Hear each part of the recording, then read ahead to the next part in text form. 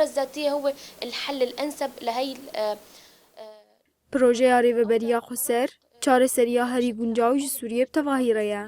Projeya Rêveberiya Xweser ji fikrê netewa demokratîk, biratiya gelan û hezkirina di navbera pêkhateyan de hatiye avakirin. Fikrekî ku Sûriyeke siyasî ne navendî dide avakirin. Divê di hemû Sûriyê de mîna partiyên siyasî yên li Bakur û Rojhilatê Sûriyê hebin. Ji bo ku mafê kesayetî û civakî, ji bo civak bi giştî hevgirtî be were bi destxistin. في حق للمجتمع، يكون في حق لحتى يكون كل المجتمع مترابط مع بعضه.